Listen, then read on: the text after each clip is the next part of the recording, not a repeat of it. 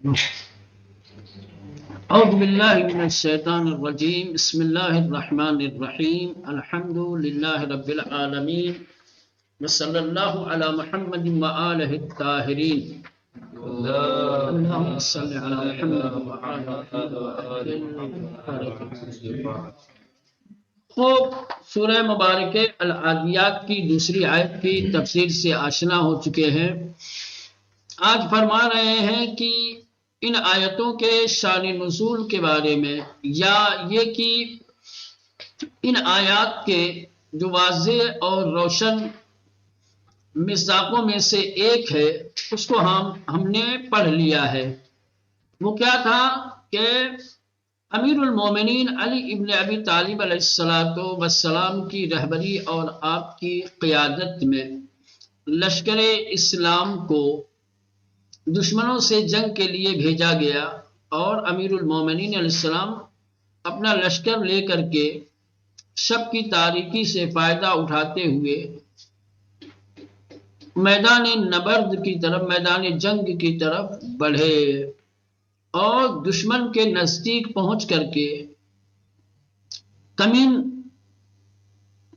کی اور دشمن کا محاصرہ کیا، اور جیسے ہی صبح ہوئی لشکر نے دشمنوں پر حملہ کر دیا، قبل اس کے کہ دشمن کوئی نقصان پہنچاتا، دشمن کسی طریقے کا عکس العمل ظاہر کرتا، دشمنوں کو شکست حاصل ہو گئی۔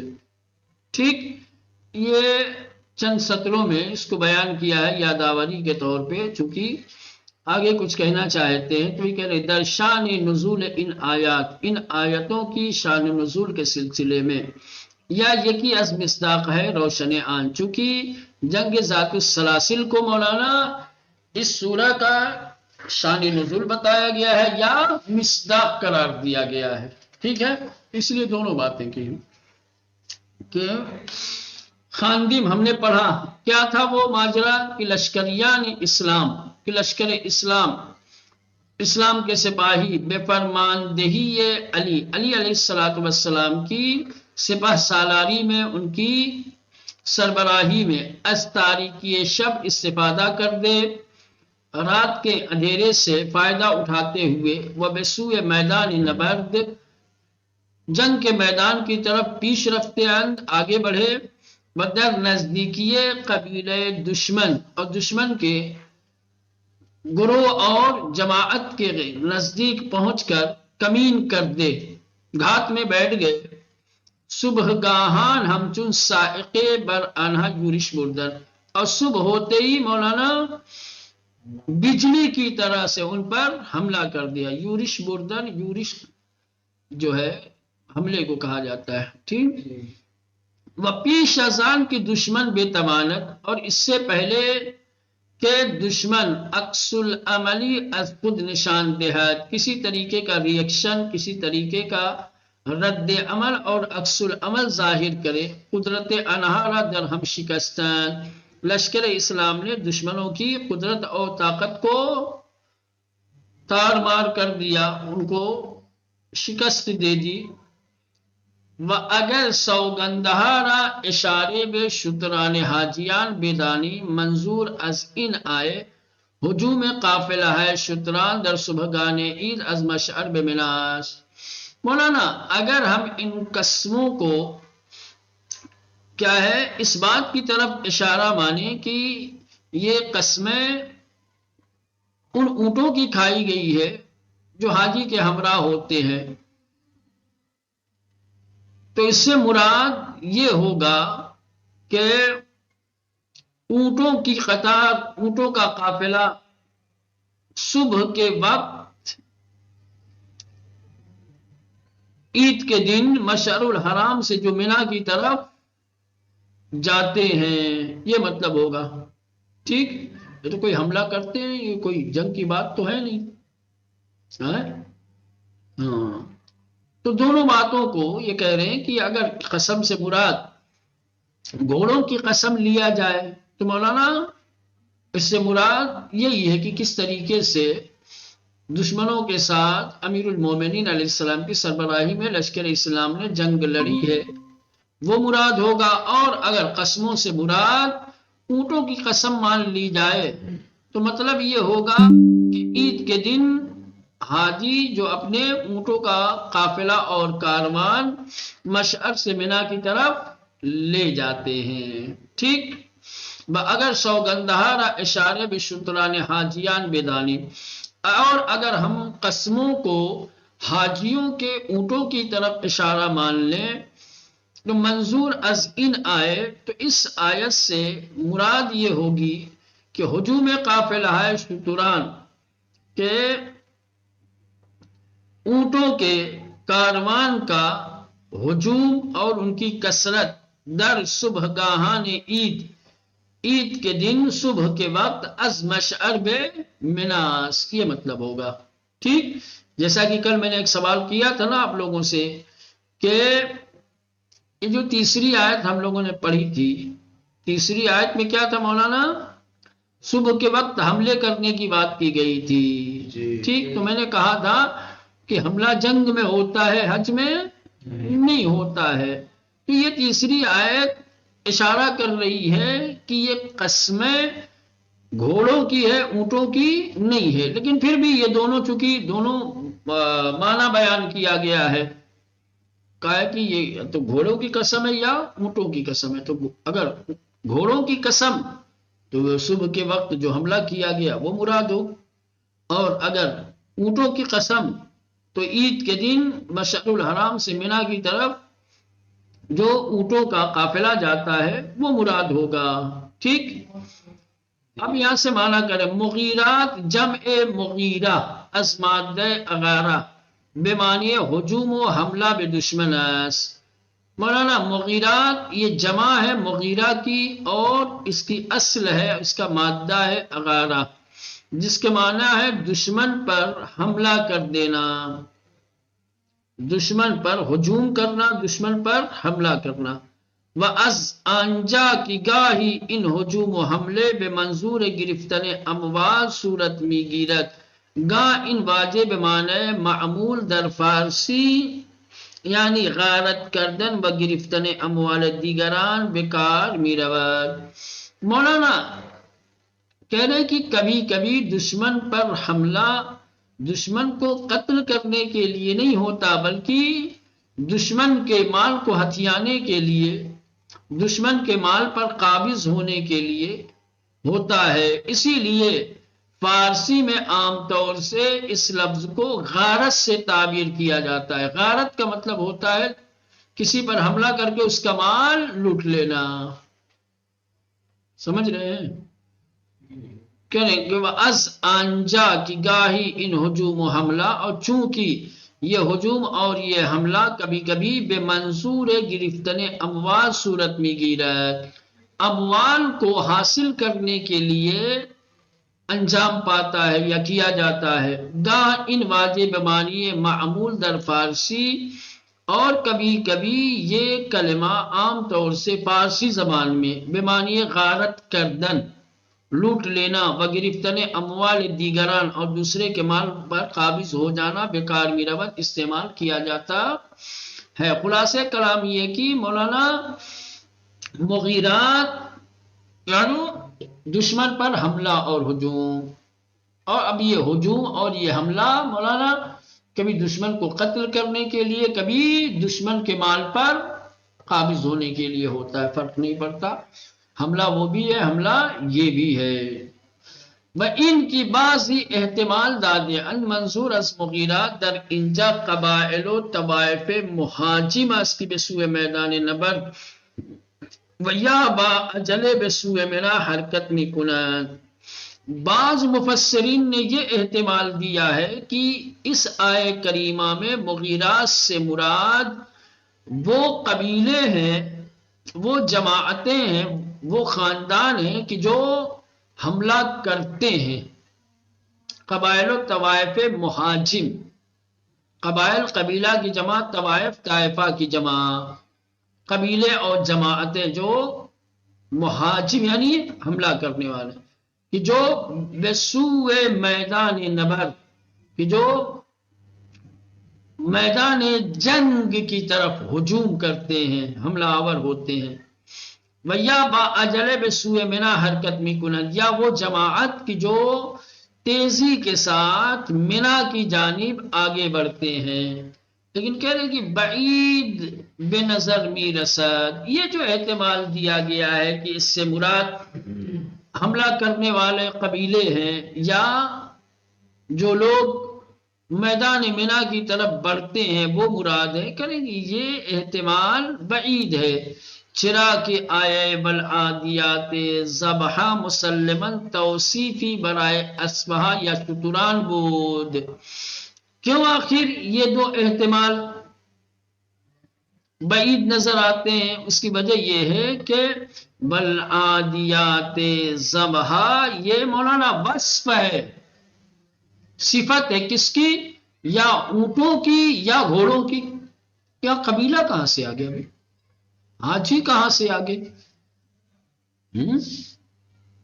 وصف کو موصوف سے جوڑا جاتا ہے نا.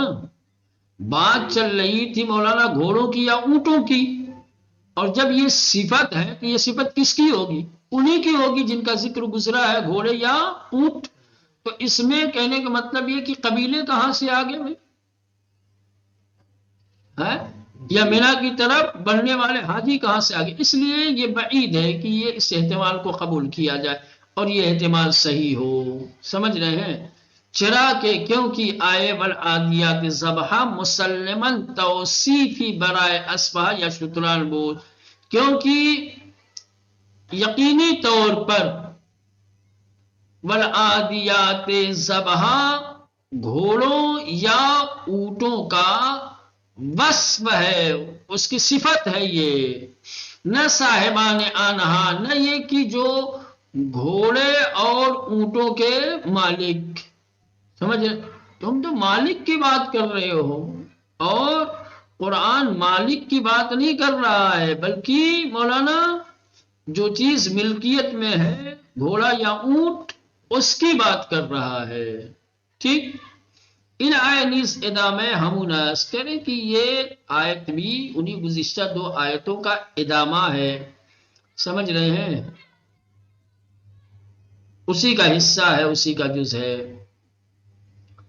اس کے بعد سپس بھی یہ کہ دیگر ازویجگی ہائے ان مجاہدان بمرکبہائے آنہا اشارے کر دے می افزائد انچنان بر دشمن ہجوم سریمی برند کے بسبب آن گرد و غبار را بہر سو بخش کردن فاثرن بہی نقعا.